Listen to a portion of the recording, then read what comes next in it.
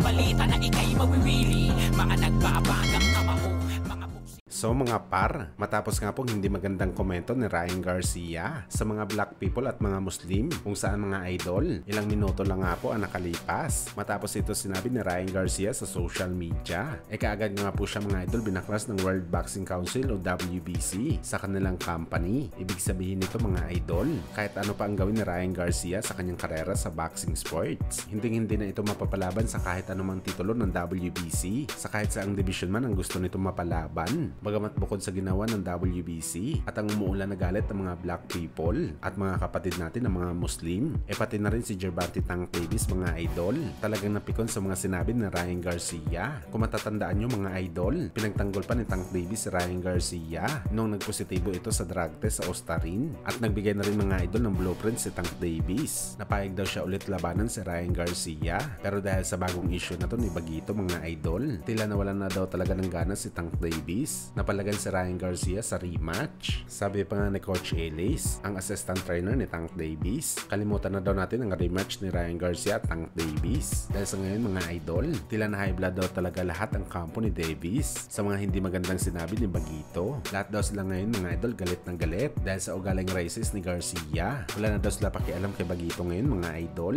dahil sa ginawa nito. Hindi daw malilimutan ng mga tao ang ugali niya na pinakita sa social media. Maganap na lang daw ng ibang karera si Ryan Garcia mga idol dahil tapos na daw ang kanyang papel sa boxing sports.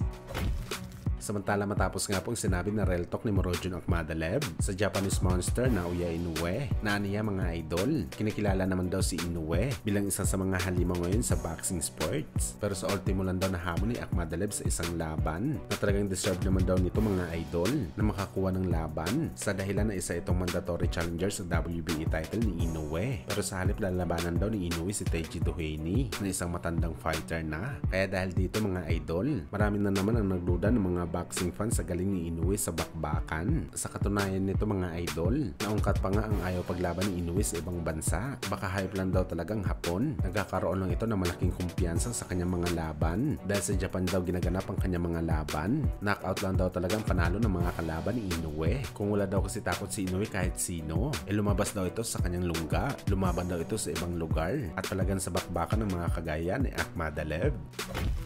Sa kabilang banda naman mga idol, ayon nga po sa article ng World Boxing News, napag-alaman daw nila sa MP Promotion President Sean Gibbons na kinukumpirma nito mga idol na ang Premier Boxing Champion o PBC daw ni Al Haymon ang siya daw ang magiging promoter ng laban ni Mario Barrios at Manny Pacquiao, at tinatarget daw nila mga idol na kumuha pa ng isang world title fight na laban bilang magsisilbing co-main event sa bakbakan ni Barrios at Pacman. So ibig sabihin nito mga idol, talagang inaayos na talaga ng kampo ng PBC at MP Promotion President Sean Gibbons ang comeback fight ni Pacquiao para mapalaban kaagad ito sa isang title fight.